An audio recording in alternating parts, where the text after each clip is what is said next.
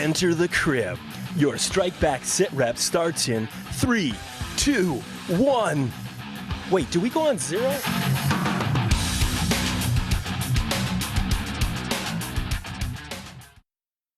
Hey Moonbears, welcome back. Hard to believe we're almost at the end. We are here to chat about episode 9. I am Kelsey. And I'm Deb. There are spoilers ahead. So we do have, of course, our behind the scenes to Jack's Facts. Dan MacPherson stopping by to talk about why this time it is not Wyatt's fault, it's Jack's fault. And we have our phenomenal friend Varada come back to talk all about Chetters. Now, we just want to let you know, we had told you guys we were going to be doing 2 interviews for every episode from 6 on. We will actually not have a second interview this week, simply because, my bad, I thought our other guest, editor John Richards, had worked on episode 9. He had not. He worked on episode 10. So instead of having 2 interviews this week, next week, you will have, on top of the review, 2 interviews, John Richards and Alin Sumerwata, and then a whole separate podcast with our baddie, Ariana Damachi. Ivana's coming! We're so excited. So you will get, we're going to basically flood you guys. And then we have post-season stuff coming. It's, like, amazing. We're excited. So, stuff to look forward to as we all cry because it's almost over. So, all right. We're going to try to, I think I'm cried out, but Deb might not be. We'll see. Deb, episode 9. I'm probably not cried out. I think exhaustion is adding to that, but oh my God. I think this was almost harder than Mac, because we kind of had the idea that Mac would probably die, and so we were sort of ready for it. But man, this was just, damn you, Lothian. Oh, this doesn't get, I've seen it now I think 6 times, and it doesn't get any easier ever. Yeah. Ever. It was, what an episode, and almost is like, can we just like the Varada episode, like, there's a lot of other really good stuff, but golly, she was amazing. And Absolutely. I can't wait for you guys to hear her interview, because it's like really the opposite experience that Warren had. And it's just adorable the way she talks. I love Varada. And the way she talks about it is like, it's just like the cutest thing ever. Which sounds really weird to say that about a death scene, but it's sort of delightful. So, anyways, but yeah, a great episode. So let's just kick off right. What was your Friday the night? There were quite a few things to choose from. I think I'm going to go with the cafe hit with Chetters, the never-ending cafe hit with Chetters that moved into the street hit. That moved into the. I mean, it just like seemed like it was just never ever going to end.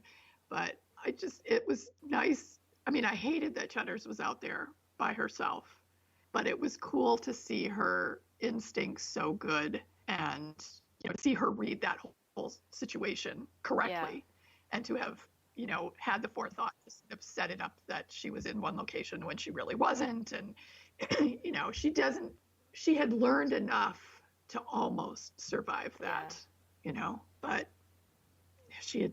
I don't know. I don't think there was any way she could have gotten out of the cafe without being taken. I think maybe there were times as she was being dragged to the car and stuff that there were opportunities, but I think so. That's what I'm going with. So I will pick, because I did love that and love getting to see Varada do that, but I'm going to go with Wyatt and Coltrane slugging it out, just because that felt so true to character, especially for Wyatt. He is not a guy who knows how to deal with his emotions well, so they are just going to boil over, and that seems like, especially because he and Coltrane, we talked about this early on, Coltrane never reached out to him in the way that he did the others, and so that's like some serious macho energy colliding there, and I love seeing them slug it out. And then, of course, I really liked when Novin, like, throws the thing to get their attention, and Coltrane's, like, screams at her to calm down. Only calm one in the room. Right. Brilliant. I thought that was great. I liked that scene a lot. Yeah. So, okay. I mean, if anybody, nobody's. It's just so awful. I know. I'm like, do we? I mean, Do we even have to say what was our favorite emotional scene? Do we have to talk about? Because like it's obviously all Chetters. It's all Chetters. This episode is. Although I mean, hello, I mean, Damachi. Those scenes between Chetters and Damachi are just incredible. Yeah. Just amazing. But yeah, poor Chetters. Oh my God. I'm just so upset that she died. So let's do this then. How about this? Which was your favorite, more emotional moment? When she was talking about her dad, or when she saw the team and had hope in her eyes, and then the hope died when she did? Which was your... Okay. I can define these two, because that brief moment of hope was my what the fuck moment, Jack. That was just so mean. Anyway, but yeah, the emotional moment was her talking about her dad, and that emotion just pervaded that entire thing, even up to the time that she died, and that he would never know who she really was and what she had sacrificed, because she was incinerated. There's no one left to give testimony to what she really did and what she was trying to do. And it was just so awful, because she knew that was, I can't even talk about that. Yeah, I think for me it was talking about her dad, because, and we talk about this with Varada, where I think she would have made him really proud, and he'll never know. And the way she talked about him, oh God, she's just such a good actress. Yeah, she shined in that moment. She really did. Mm-hmm. She went to a different place, and it was really beautifully done. So you already said your what the fuck moment. My what the fuck moment was, yeah, you fucking killed the computer guy. You said you weren't gonna do it, Jack. You said you weren't gonna do it. What the fuck? You didn't have to write bulletproof glass. There is no rule out there that says you had to write bulletproof glass. Oh, man. Oh, but that was just devastating. Yeah. That brief flash of hope that she had when she saw them. Oh, you know what else? We got Zarkova back, but it was such a tease. I was like, woo, Zarkova! No, she's gone. For real this time. Shit. Well, we don't know. She could show up in episode 10. She could, but the way she talked to him was like, she feels so betrayed by him calling.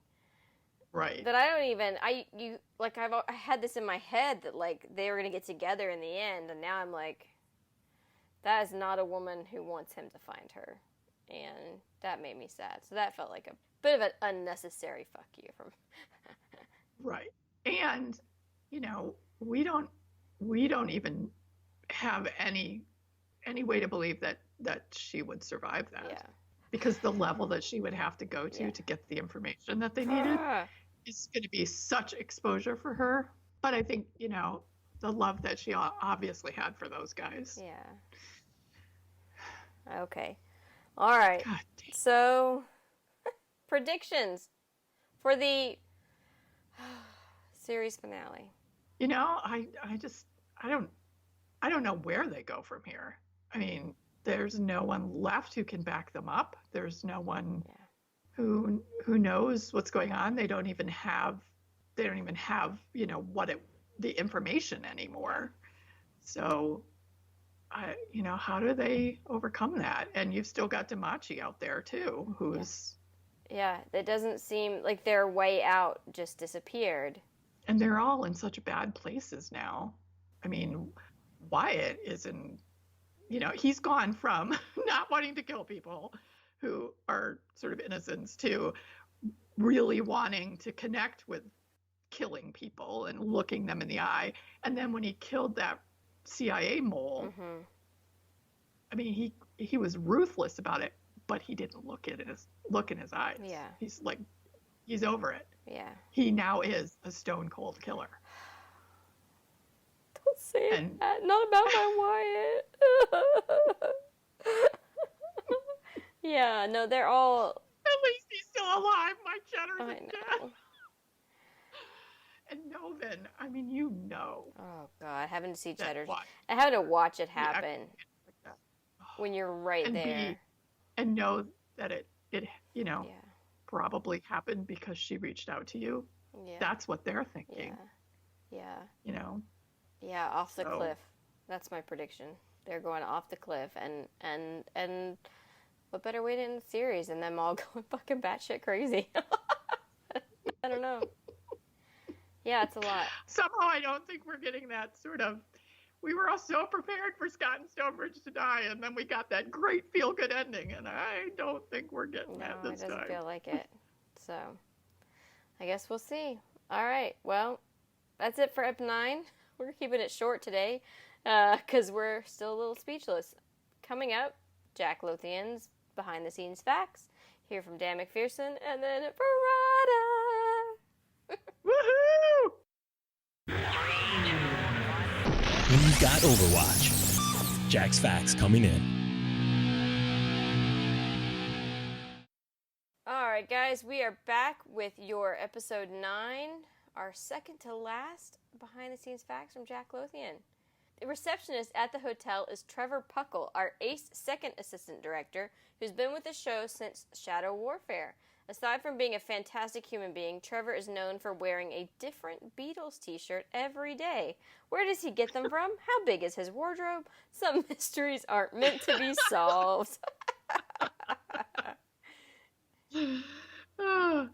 The Wyatt Coltrane fight was a request from Cool. Jamie and Dan. They were keen to come to blows on camera. The fight led to a memorable and very serious discussion on set with Lynn over whether she should call them wank tarts or wank socks. One of the many reasons why I'm going to miss this job. Cut scene. The realization of the team that Ariana was Russian was originally followed by a flashback scene to a 19-year-old Ariana in the woods taking on Russian agents during the final part of her training. A nod to films like Hannah and Red Sparrow. Only in a reversal of the trope, she ends up being badly beaten and informed she's not made the grade. Maybe, one day, down the line, she might be of use. As always, we were running long, so it was cut in the edit. She definitely turned it around. God. The scene where Chetri is taken out of the car at the black site while Ariana and Levkin talk was the final scene ever shot for Strike Back. I don't even want to read this next sentence. Seconds later, Bill Eagles would step forward and shout, maybe if I don't say this, Kelsey, it won't, isn't really true. I'm not gonna cry the whole episode. Okay. Seconds later, Bill Eagles would step forward and shout, "That's a wrap. Forever." Fuck. Okay. Whew. All right. The location of the The location of the black site is officially the most horrible place we've ever shot. That's saying a lot. An abandoned, unfinished hospital with tunnels and vast empty caverns underneath. Down in the dark, with no electric lights or power, we found a small room which had a pentagram drawn on the ground, along with some used candles, part of a black magic ritual. I'm not a superstitious person, but if ever a place was possessed, that was the one. Ugh. Let me look at. Wait, is that him actually drawing that? No, it's not. He's placing it. Oh my Wow. God. Okay, he sent a picture that That's we're going creepy. to use. Oh God. Well, Verada does talk about Yeah, how how terrible it awful was. the space Yeah. was. So, oh God. I don't want to read this either. It was never the plan to kill Chetri. Cinemax even sent an email at the start of the season which consisted solely of "Let Chetri live" in big capital letters. It was only when I was writing the script and she was trapped in that room with Ariana that I realized there was no way out for her. Okay, no, you write a way out. Poor Chetri. or as Nuala said at the time, Kelsey and Deb aren't going to like this. Or she's right. You're right. We love you, Nuala. That's funny. At the end, in Siberia, Coltrane actually has a shaven head. We filmed a whole prison sequence with Jamie in a bald cap, but it proved tricky in terms of time scale and the following episode, so the shot ended up being cropped so you can't see it. And that's it for your episode 9, Jack's Facts. Next up, Dan MacPherson. We're not at Xville. Stay with us at the crib. Alright guys, we are back for episode 9, and I'm going to say, fuck it, it's not Wyatt's fault, it's Jack's fault. He promised, he said, we'd never kill Chetters. He said it in his preseason. He said it to me in Atlanta, and god damn it, he lied, so, you know. Well, ladies and gentlemen, Jack Lothian, showrunner of Strike Back, is a liar. And you heard it here first. If you haven't seen the episode, I'm sorry, this is a spoiler alert. We're about to ruin it. But the computer guy, girl, person, spacebar, gets it in episode 9. Manisha Chetri, we love you. We have loved you. But man, what an ending there for her opposite Ivana, Ariana Zamanchi. Oh, like so close after what's happened to Mac. It's a double whammy. You see how it affects everybody. You see how Novan's already so fragile that it completely sends her off the deep end. You can see this beautiful conflict within Coltrane, who's seen another member of his unit come to a grisly end, and somehow Wyatt seems to have got through this the best. I mean, it affects everybody, but in their own unique way. But I think actually Wyatt's the best one of locking it down, and I really enjoyed actually watching 9 and 10 and seeing there was a real maturity in all the performances. Having lost Mac, having lost Chetters, that final look, Coltrane, who's off in but yeah, Chetters heartbreaking. We couldn't get there in time again. Massive double whammy. And I don't know.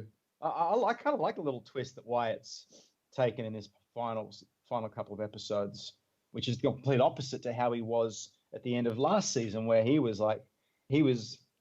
and Nova kind of switched places, where he was going off the deep end. Was he going to come back? Was he going to be savable or redeemable? And eventually he did. This year it's Novan's turn, to really explore what it's like to deal with loss and grief and how to move forward. And I kind of like that Wyatt has elevated into a kind of bigger brother role, where as everybody is fraying, he's actually keeping it together. He's kind of anchored. And the fact that the series goes on might just be Wyatt's fault. On me. Back to the crib. Welcome back, Meebers. Okay. I don't think this woman needs any introduction, actually. Because if you just finished watching episode 9, you know how amazing Varada was this season, and especially in this episode. So we are here to talk to Varada Sethu about this season, about Strike Back in general, and about the fact that I never should have watched this before just getting online with you. I'm a wreck right now. So welcome. How are you? Thank you so much. I'm good. I'm really great. It's going a little bit mad because of the whole quarantining thing, but Yeah. Good. Yeah, we all feel that. Well, Jack lied. Oh. God. Listen, he lied to me as well. All right. Oh no. Okay, tell us how you found out then. I mean, I remember I started the season off. There was nothing at all about Chetri, because we had a whole conversation before we started filming when we were in London, just to have a discussion about story arcs that he wanted, and there was absolutely nothing about Chetri's death at that point. And it was, you know, she's going to be the one who is in a way sort of the beginning of the end of section 20. So that was really cool, and you know, I was so excited for it. And then I don't think Jack knew either, to be honest. Maybe I'm being unfair. Jack didn't know that Chetri wasn't going to make it until the end as well. Because the phone call I got was it was the day before the 9th, the block 5 scripts were sent out to all the department heads, and it was a call from New and Jack, and they just said, so I was like, oh God.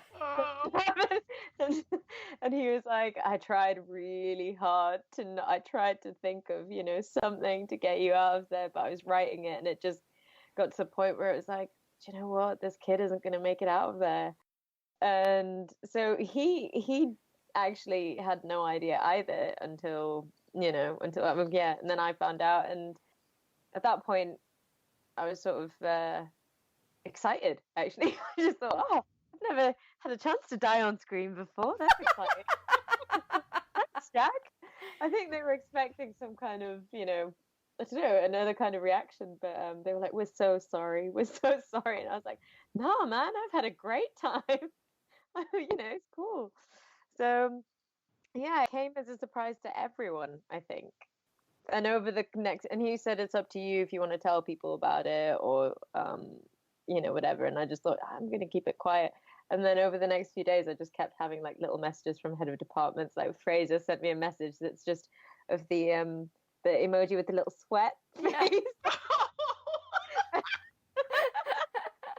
And I was just like, I know. Yeah, that's so. Yeah, I think everyone sort of, I started to get like a steady stream of like, fuck no. But yeah.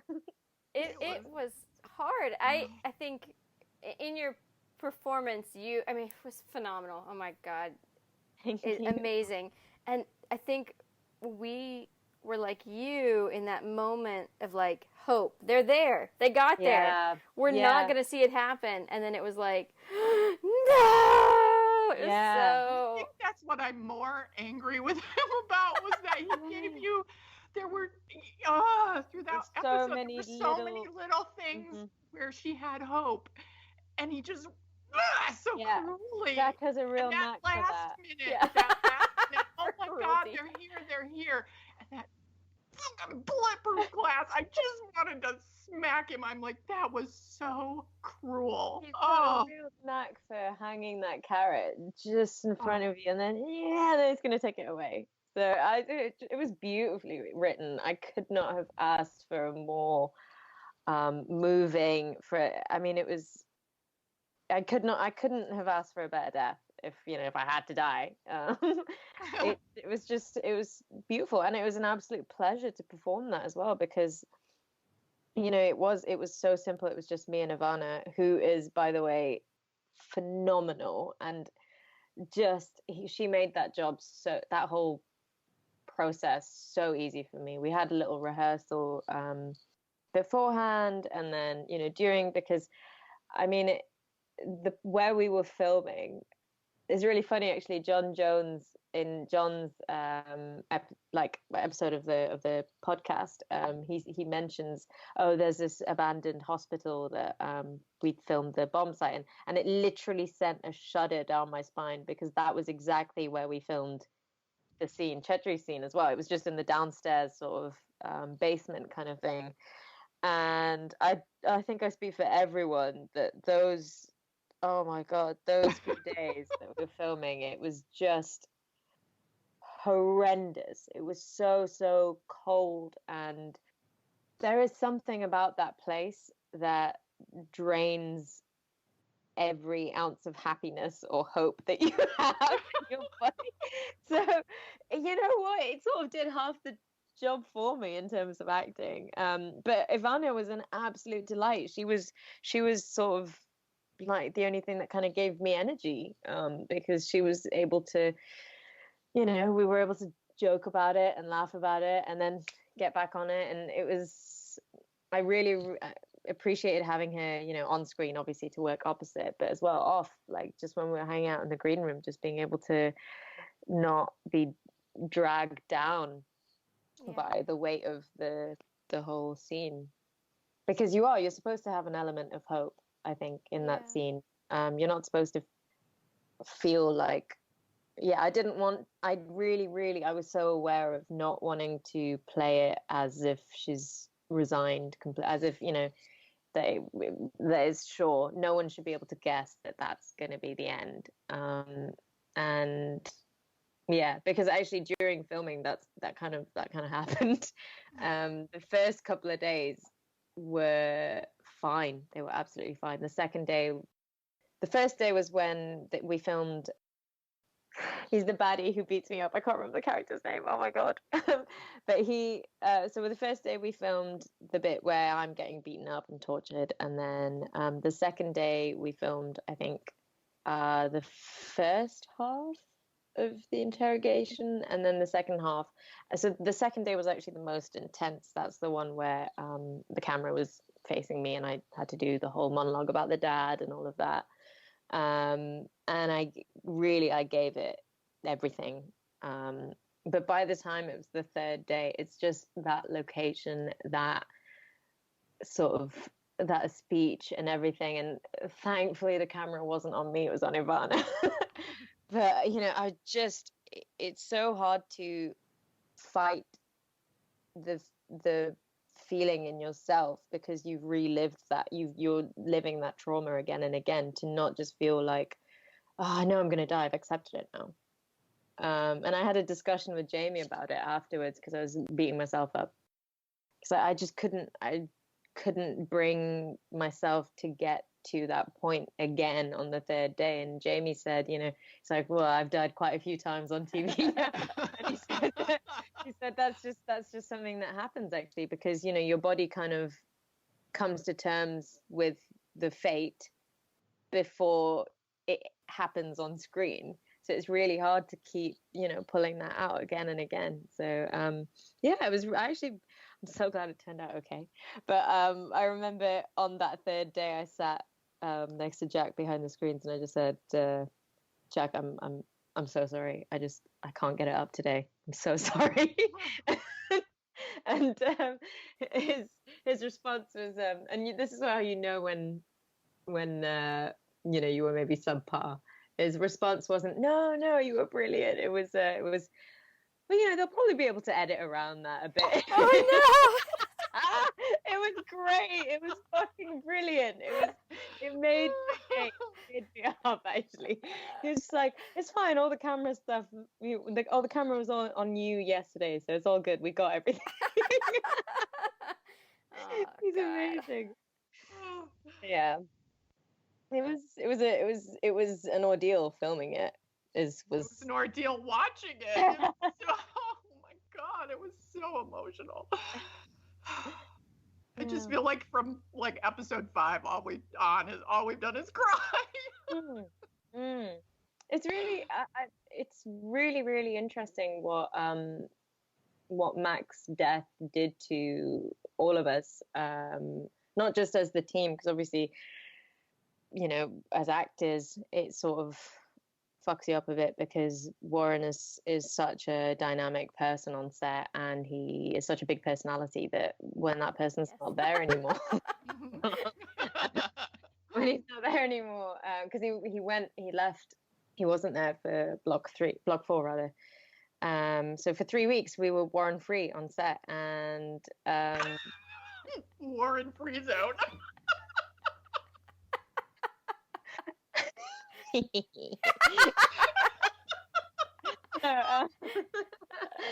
was so when we were filming his death scene, it was especially emotional, because I think it was towards the end, and it really felt like he was gonna go for good, and we weren't gonna see him. He wasn't gonna be in the country, and obviously, you know, Mac's gone, but it brought a whole new dynamic to us on set as well. It felt like the glue fell apart a little bit, because from then on, I think, I mean, you can see it in the story, section 20, the the family feeling sort of crumbles a little bit every time. You never really see them completely cohesive in the way that they were before, ever again after that. Well, and Wyatt even says that we haven't been a team since Mac. Yeah, exactly. So it was a really bizarre, sort of weird, because obviously Warren came back as well for the last block to help with the filming.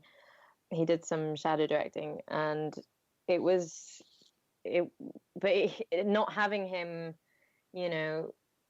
on screen with us, not having the interaction with us, it was very bizarre what it did to us as a team. And yeah, I I can't remember why I started that sentence. So what was I going to say with that?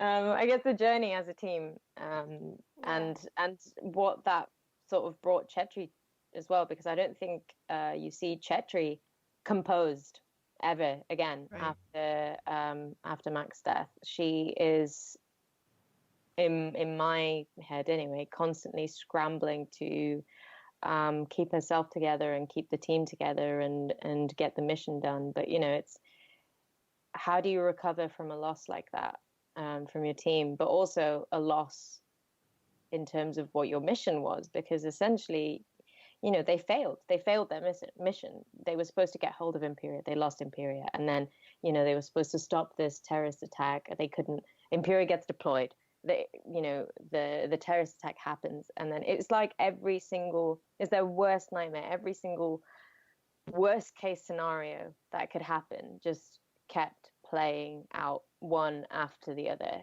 and the last one being, your worst fear is that you lose someone you love, someone that you value. And it's how do you recover from that? How do you recover from knowing that you've lost every step along the way, and then you've got to kind of group together and continue? And they barely get a chance to, and every time they feel like they're gaining up, they lose again. So they manage to get Zayev, but then there's this weird thing going on with Spencer, and then turns out Spencer was lying, and the whole thing is a lie. So Chetri is just, I think, losing her faith in the system, in everyone, from the moment Mac dies. It's just, she's just falling apart, really. And then she's desperately trying to do the right thing. And, she thought she was making the right call with contacting Spencer, because to her, being part of Section 20, who's in charge of Section 20, who started Section 20, it should be her commanding officer, but he's been a bit a bit unpredictable in the past and makes rogue decisions and takes us off course quite a lot. So, she's not feeling like she can trust him, because, it's sort of gone wrong. It's just gone wrong. So, okay, fine. I'm going to try and think of the person above this, because all of this is fucking weird. And then her whole world gets completely turned upside down when Spencer isn't who he thinks who she thinks as well. And then, so what can she do? All she can do is try and find even higher, someone else, someone separate from this. Because how do you live with the guilt? She's trying. Also, I think her whole thing is to set things right, is to live by her principles. It all sort of backfires. Shit. I'm like, the poor Deb's like, don't cry. I can't even. Damn you, Jack. Yeah. Everyone betrayed us. Yeah, exactly. Oh, man. Whitehall. Yeah. That's the constant throughout all of Strike Back. It's the one entity they cannot trust is their own creators. Yeah.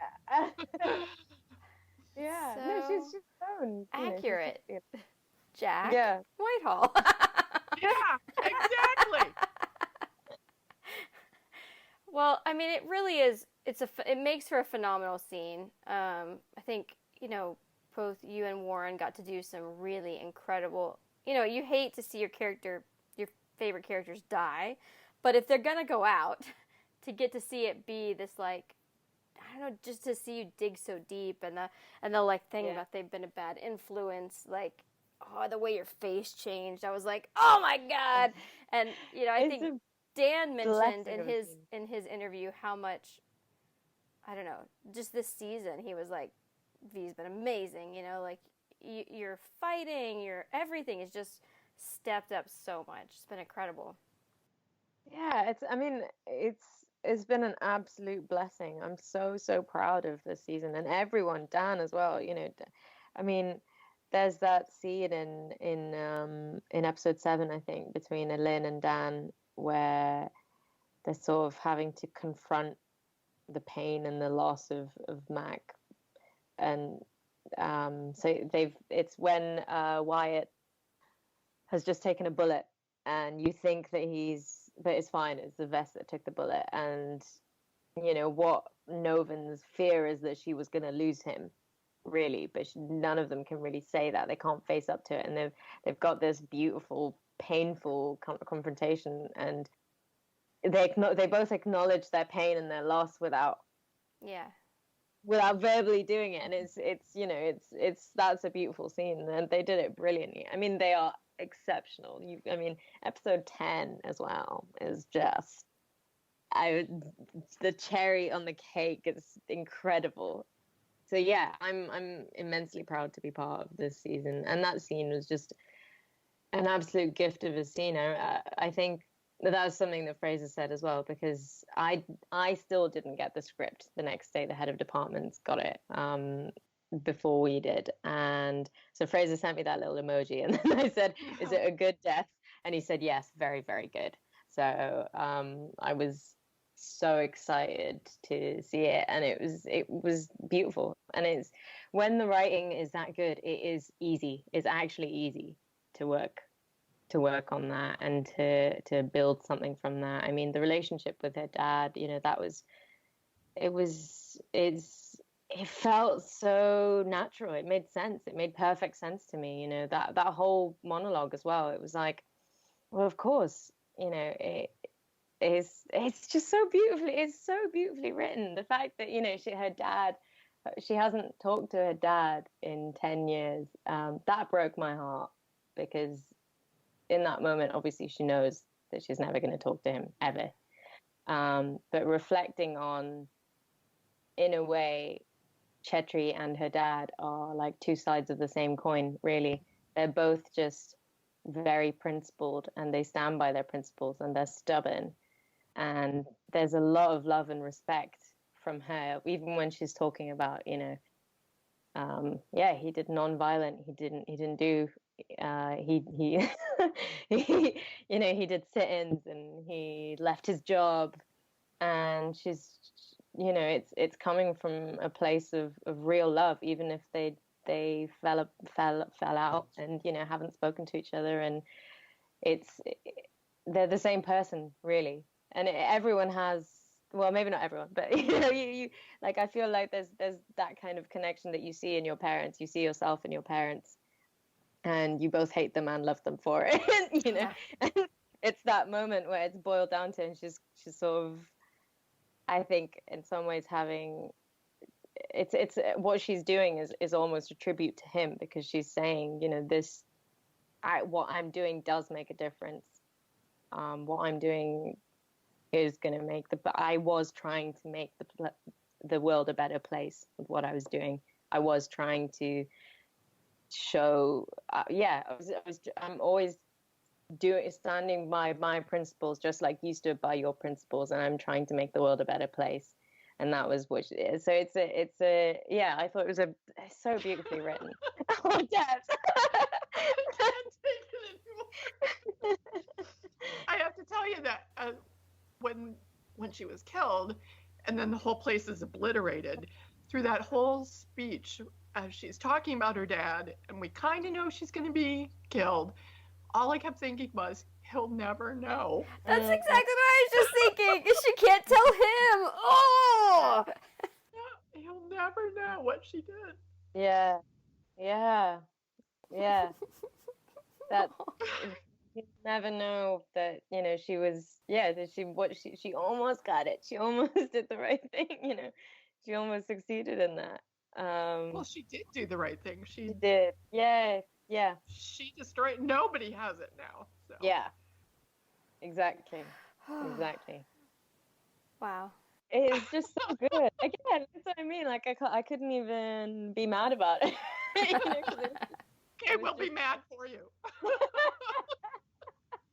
It was so well written. Oh my God, yeah, it was.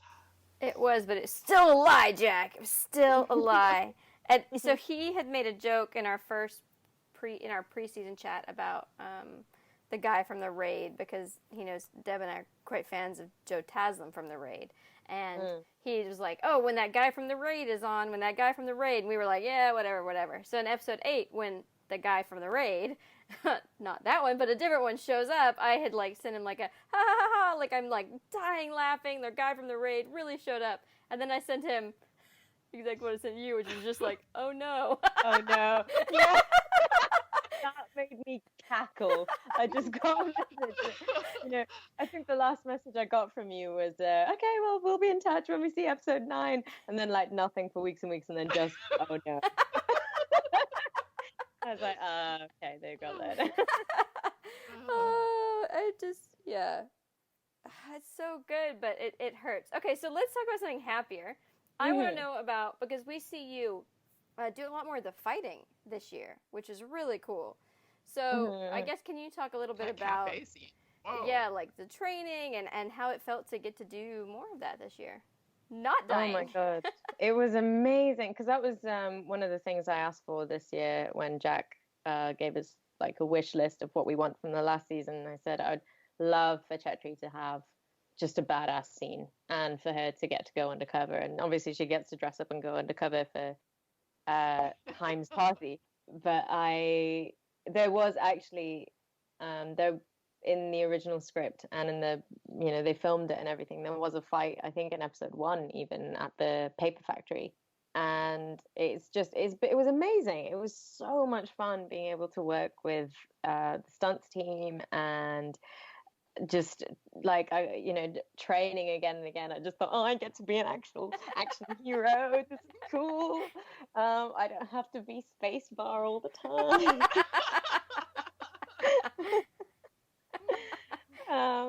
So yeah, it was so exciting, and just being able to own being a badass, really, and knowing that it was really, really fun. And that is what I'm sad about, that I don't know if I'll ever get a job that matches up to this, to be honest.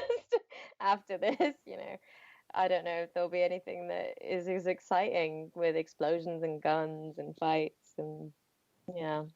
That's a constant that we hear from everyone who works on this show since the beginning, is like, will there ever that constant chasing for something that is the equal? And I think eventually, as Philip has said, it's never going to happen again. It's never going to happen. Yeah. I'll just have to do something really extreme, like jump off a cliff or something. I don't think I'll get the same adrenaline. Go cliff jumping.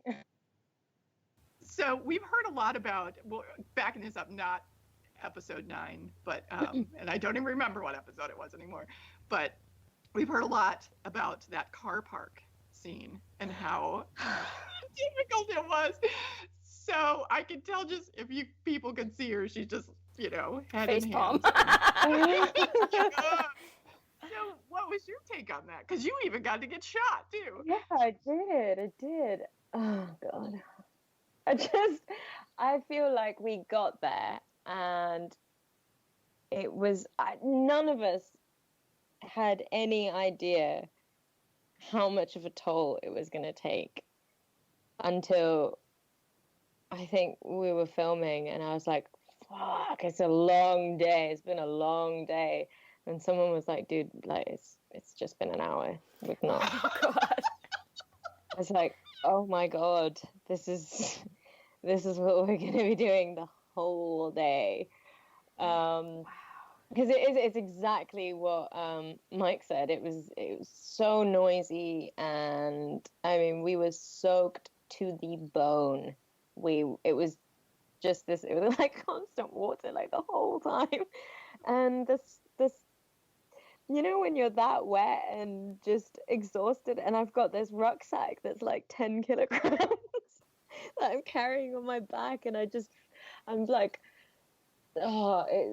it's just so exhausting, and I can't explain it. I just felt like my actual bones were heavier, and like my head was just like your skin, everything's just wrinkly, and you just feel like a drowned rat, and you've just been battered, and there's so much sound, and I slept good that night. But that was probably the only positive. It was just exhausting. It was exhausting, and I cannot, like, it must have been even harder for Mike, because at least for us, the way that Michael and John were working was sort of a bit sort of Terrence Malick kind of thing. You could just do whatever you wanted, really, and the camera was going to get you. So at least for us, it was, I had my heavy rucksack, but that's it, really. Michael had this fucking camera. Yeah.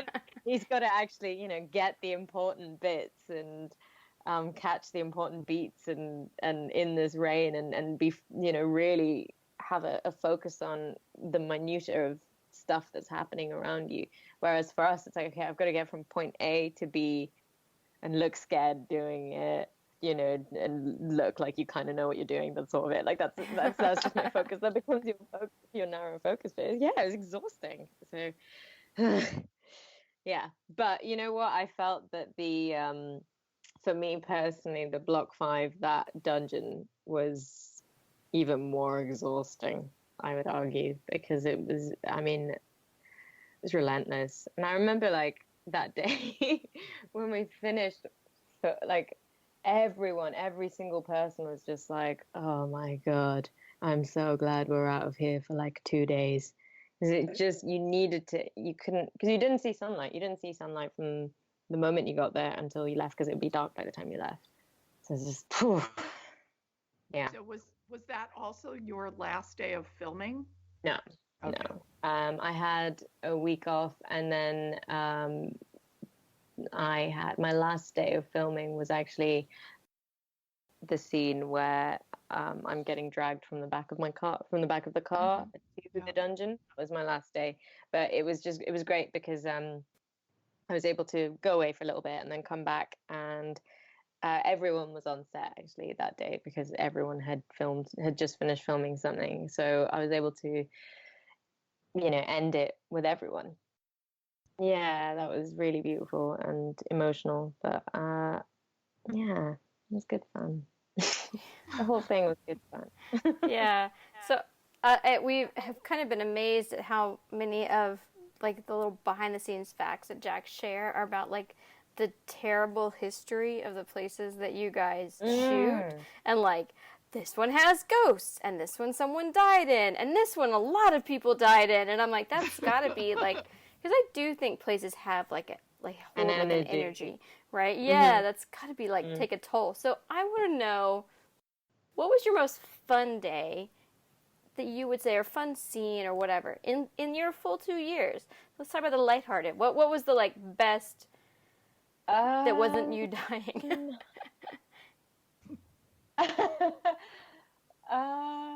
You know what though? In a way, me dying. No, not you dying. But it was actually fun. It was sort of like, I remember coming on set and it kind of felt like it was my birthday or something. Like it was everyone, but in a very sort of morbid kind of way, because everyone was just being so lovely to me, and it was all like, oh, it's your special day.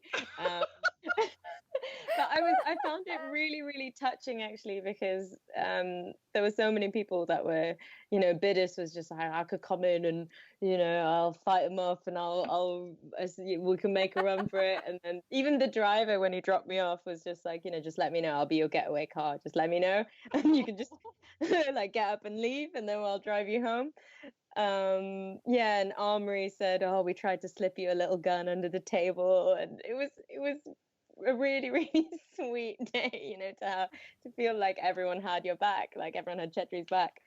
So actually, in a way, that was kind of my most fun day, because not only did I feel incredibly privileged I felt so lucky to be able to work with this team. It all sort of really became crystal clear to me. I mean, I've always known how amazing, the team are in general, like production team, everyone. But it was, I think it was just I think that's when I realized, oh God, I'm not going to be able to come back to this show ever again. If it does continue, who knows? But because it was towards the end of filming, it's like it really became obvious, like it's coming to an end, and everyone was just so considerate and lovely, like hair and makeup. It was a very cuddly kind of day. Everyone was, very loving, and it felt like every single person had your back and wanted the best. And it felt like I was able to give my best as well because of that, despite how difficult it was, despite how awful the environment was, and costume, because that place was freezing. It was so cold, and me shivering is me actually shivering, is because it was actually that cold. Costume always had like all these warm fluffy things to throw on me, and it just, I know it sounds like weird, and we wanted to be lighthearted about it, but it was actually one of the best days of filming for me personally, because it felt like the most beautiful conclusion to this wild ride for 2 years. I had really good time personally. Well, that may not be the lighthearted answer we were looking for, but it is a really beautiful answer. Can you throw us a bone and tell us a Mandarin Oriental story or something? Oh man, that is rough. Okay, I'm sorry. I'm like recovering. It's been a wild ride for sure with Chetters, and yeah, she's gone through a lot, and it's been amazing, and we're really sorry to see her go, because yes, the spin-off, with Novan is not going to happen, unfortunately. I know. Prequel. Yeah. What did you say, Deb? I said prequel. Prequel. Find out exactly. that's why we don't know anything about Novan. It's because these two actually grew up together. Yes. Yeah. Well, we appreciate you spending so much time with us and everything. And as you know, we close with one final question every time. Yeah. Deb's Philip Winchester question. You've spent 2 years slogging through the shit in your rose-colored glasses. So, give us your highs and lows. Low point this year, or overall, was probably having to say goodbye to everyone, and knowing that, it's very unlikely it's near impossible that I would ever be working with all those people in that place ever again. That was heartbreaking. Yeah, and I had a beautiful apartment. I'm going to miss my apartment. But the high point, it's so cliche. So, I mean, it goes without saying, meeting everyone, working with everyone, that was absolutely beautiful. And people I haven't had a chance to mention yet, Bam and Alec, who are really, So they were beautiful on screen, absolutely amazing performers, but beautiful human beings in real life as well. And they really became like my brothers, actually. Particularly in Block 3, we ended up hanging out quite a lot. Like we'd play PlayStation together and go out for food, and they, that actually, so if we're talking about fun day on set, every day filming that we had with Alec, because I don't think I ever filmed with Bam. That would have been great. Not where I got to interact with him anyway. But any day filming with Alec was great. Any day John Mickey as well was great because he's absolutely wonderful as a person, as an actor. Yeah, it's just this show. The people involved in this show, stunts, hanging out with people. It's there's just so much love and joy, in amongst all the shit. It's that family feeling that it's great. It's beautiful. Lame. Not lame at all. Every single day that I've got to work with Lynn as well has been an absolute delight because I've like cried laughing so many times with her, and I love making her laugh, and she is an absolute inspiration. Even coming to the show, Novin was Novin was my favorite, and she's an inspiration to women out there that that can relate to that, because I don't think you see enough badass women that are sort of gender conforming, to bullshit societal norms, none of that, and she's just so comfortable in her skin, and she's an intuitive actor. It's very instinctive, everything that she does, and it's an absolute pleasure to watch and to play off. Sometimes it is so hard not to corpse. Like there's a bit in I cannot believe they did this as well in episode 4. They put in when Zarkova walks off and she says something like, "Don't forget to send me a stamp, put a stamp or something like that. Send me a postcard." And they did so many takes of that, and that was the tamest thing that they chose. There was so many others like "Suck my dick, Zarkova." Like there was so many, and I just remember at one point being like, I'm gonna die, I'm gonna get a hernia trying not to like lose my shit. Fucking hell, Lynn, like you've got to spare a thought for some of us. Like she is brilliant, she is absolutely it's a joy, an absolute joy, and getting to know her and her girls as well. I love her so much. I love them all so much. So, yeah.